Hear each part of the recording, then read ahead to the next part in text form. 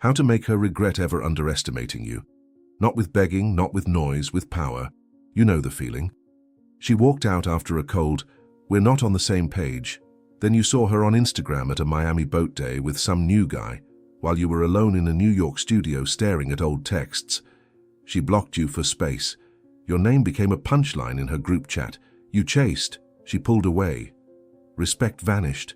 That sting in your chest? That's the tax you pay for giving your dignity on credit.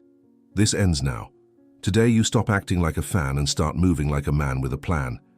In this video, I'm going to give you a clean, ruthless framework to flip the script without drama. Cut contact like it's business. Rebuild your frame with discipline, stack visible wins, and let your silence and success do the talking. Body, bank, craft, network, style. We'll use a 30-day protocol built for the American dating market, where attention is currency and scarcity is leverage. The result? She doesn't just notice, she recalibrates. Not because you begged, but because the man you became makes her past choice look foolish. Before we dive in, hit subscribe right now.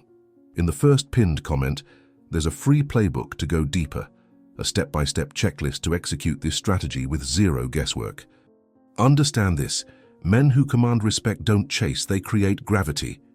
You'll learn how to carry yourself like a don, calm, deliberate, and undeniable, whether you're in Austin building your career, in LA on a rooftop, or in Chicago grinding before sunrise. No petty games, no fake flexing, just results that travel. Now the opening move decides everything. In the next 24 hours, do you speak or go silent? And if she's already blocked you, what leverage do you still have? Let's test your nerve. You go silent, not as a tactic, as a standard. You let the phone sit face down while your pulse tries to bargain. You don't feed the algorithm. No, hope you're okay. No, just checking in. No, we can still be friends. If she blocked you, your leverage is this. Presence withdrawn, attention starved, energy redirected. The market reads scarcity. She feels the vacuum. The question isn't whether you can handle a day. It's whether you can handle being the man who never needed to speak to be understood. This is where good men sabotage themselves. They scroll. They refresh her Instagram from a burner account. They search her name on TikTok at red lights. They linger on her LinkedIn updates like it's scripture. They memorize frames of her at a brunch in the West Village and turn them into a story about destiny. No, you don't stalk what you've released. You don't beg a verdict from a jury that's already dismissed you. In this court, you are judge and witness. Case closed. They plead, they write monologues at 1 a.m., deleting and retyping, promising therapy, promising travel, promising to be better. They hit send and wait like dogs outside a locked door. Don't humiliate yourself for an audience that lost respect the moment you lost your frame. A man doesn't ask the wind to blow in his favor. He builds a sail and changes ports. They drink, then they text. It's always after 2 fingers of bourbon in a Brooklyn dive, after the boys leave, when your chest caves and your thumbs betray you. The "I miss you" hits her phone at 2:17 a.m., and if she replies, it won't be respect. If she doesn't, you wait for sunrise with shame in your throat. Save your secrets for a journal. Save your strength for daylight. They turn into friends. They volunteer to hear about her new dates, to assemble IKEA in her new place, to be her on-call therapist just to stay close. That's not closeness. That's captivity. A demotion you accepted to avoid the quiet, refuse the downgrade. Once romance dies, the role dies with it. Keep your ring. Walk off the field. Silence is leverage. Dignity before desire. Build in private, reveal in motion. Never be her safety net. If you need to breathe, read those again. Now, what does silence buy you? Space to execute. The 30 days aren't a countdown to her attention. They're a proving ground for your authority. Daybreak is for the body. No speeches, no selfies, no gym theatrics. You train like a man settling a debt. Compound lifts, real food, water, sleep. If you're in Dallas, you're under the bar before the sun clears the highway. If you're in Seattle, you're on that hill, even if it's raining. Every rep is a reminder. The old you is over. Midday is for the bank and the craft. You expand skills that ship. If you code, you ship. If you sell, you close. If you cook, you plate better. No fake flexing. Receipts matter in America. Results travel. In Austin, that might be a prototype.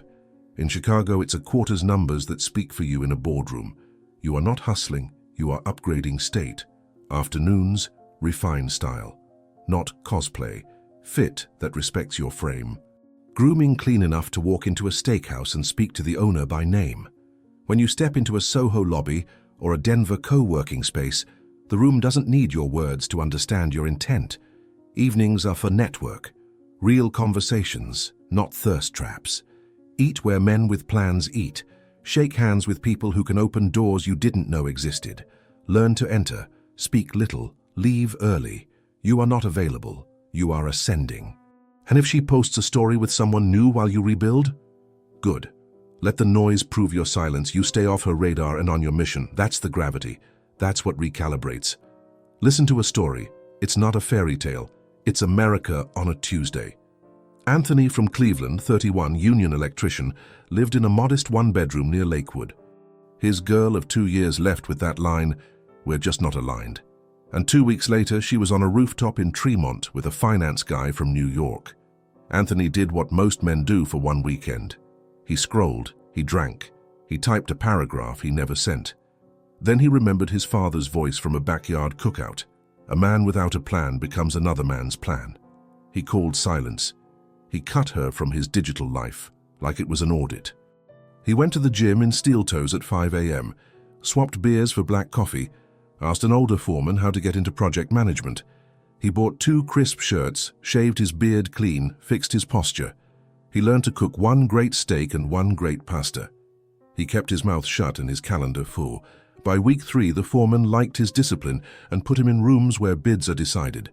By week 6, he had a raise and a small crew under him.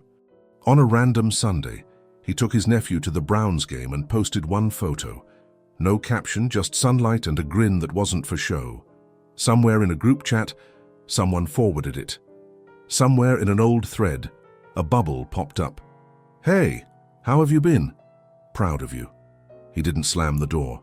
He didn't sprint through it. He let it sit. He answered 2 days later with calm brevity and zero hunger. He met her once in public for coffee he didn't finish. He looked strong, smelled like purpose, spoke like a man with places to be. She asked about the old days. He nodded and said he was grateful for the lessons. Then he left for a job walkthrough. No animosity, no audition. She felt the distance. He kept it. Months later, at a friend's wedding in Denver, he met a nurse who liked early mornings and family dinners. He didn't rush. He didn't parade. He lived. The ex didn't become a villain. She became a chapter. Anthony became unreachable, not because he blocked the world, but because he moved into one where he chose who gets access. What about you? Do you still hover at her digital door like a night shift security guard? Or do you move like a dawn in daylight, expression quiet, hands full of actions that can't be faked? Respect isn't a vibe, it's an audit. What would your bank statement say about your self-control? What would your browser history say about your backbone? You don't owe speeches, you owe correction. That means no more drive-bys past her street under the excuse of, "I was in the neighborhood." That means if you see her at an LA rooftop, you nod once like you saw a weather update. That means the late night "you up?" texts die in the draft folder. That means the "let's just be friends" trap gets a polite decline. This is not cruelty. This is clarity. Here's a truth men avoid because it's heavier than iron. You weren't underestimated by accident. You trained her to see you at a discount. Discounts end. Prices go up when quality improves. You are responsible for the markup. Plan, execute, keep receipts. In a culture where attention is auctioned, your attention is your bid. Spend it on construction, not consolation. Now sit with these codes and let them etch into your bones. Silence is leverage. Dignity before desire. Build quietly, arrive loudly. Never explain standards. Never be her friend after romance ends. Each line is a blade. You carry them like a gentleman carries a pocket knife. Discreet, decisive, always sharp. What if she reaches out mid-protocol? What if she says she misses the old you? You don't resurrect a model you've already retired. You acknowledge, you don't audition, you stay on calendar. Let your new boundaries do the talking. If she wants access, she meets the standard.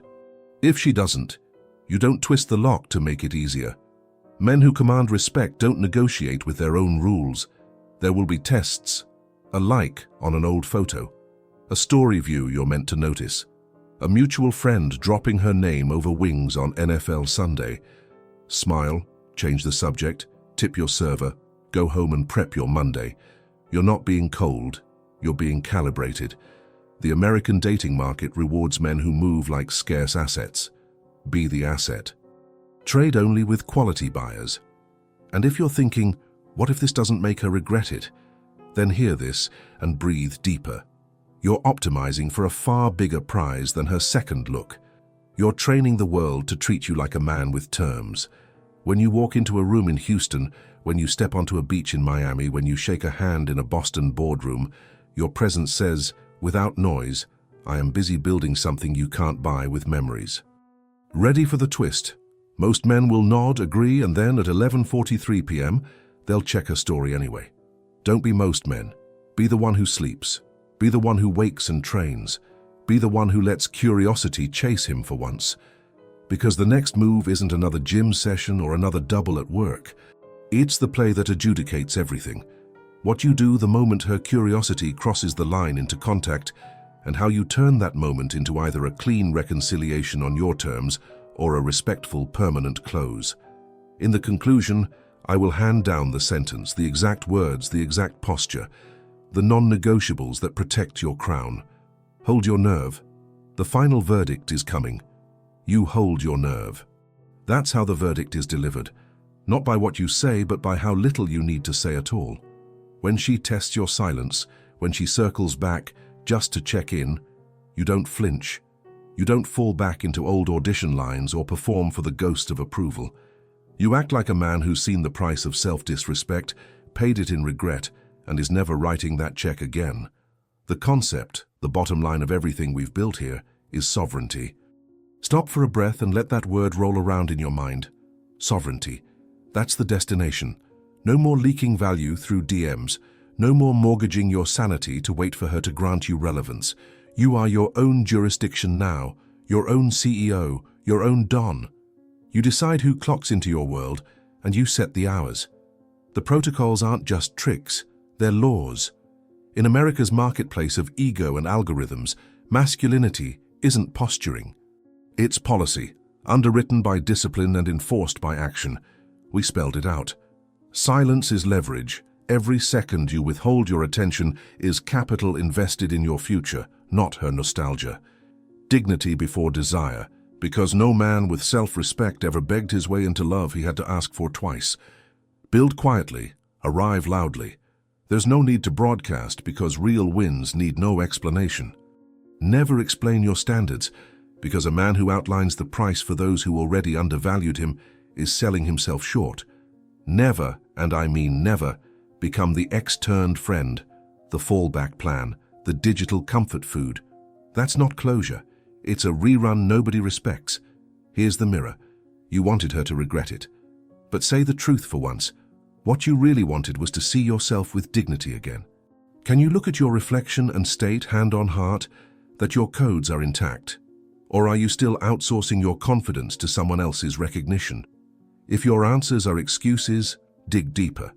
If your answers are the start of new standards, then good, you're finally in the running. Pause. Don't just hit replay on the next dopamine snack video. Stand up and walk to the glass. Actually do it. Stare at yourself and ask, are you executing these principles, or do you just like watching them play out for other men? Are you the headline or the comment section? Does your routine scream recovery or reignition? If you're serious, drop the performative routine. This isn't about posting a thirst trap or flashing a leased car. Every man with a rented lamb can fake dopamine for a New York second. The market doesn't care about short-term spectacle. It cares about men who make moves in silence, stack receipts, and keep their boundaries airtight. In Texas, respect comes from holding your line, at work, at home, in your word. In the Bay, no one cares if you talk the game. They care if you ship the work, build something that gets paid, dress like you give a damn, and network with your chin up. In the South Side, In the Bronx, in the Strip District, same rule, different accent. You want to be respected? Stop inviting pity. Start compounding returns. I want you to comment below. Don't LARP, don't front. On the one law you still struggle to keep. Is it the silence? Is it not checking her feed? Is it refusing the friend zone? Put it out there and commit to one correction this week. Not for my sake, because you need witnesses, and the men in these comments are watching. Like, subscribe, and hit the bell, because every week I bring this protocol, and you'd be a fool to let one hack slip past. This isn't the fairy tale ending you grew up hoping for, but it's the only ending that matures you out of scripts written by somebody who never had your best interests at heart. She's not your judge anymore. She's just an old contact with blurry relevance. You are the verdict. You are the sentence. You are the don of your calendar, your boundaries, your legacy. Remember this and let it burn into memory. One sentence, no apology, no negotiation. The man who upgrades his value never discounts it again. That's the law. That's the word. That's the end. Now go make her regret ever underestimating you, not with noise, but with the silence of a king too busy building his empire to hear the whispers of the past.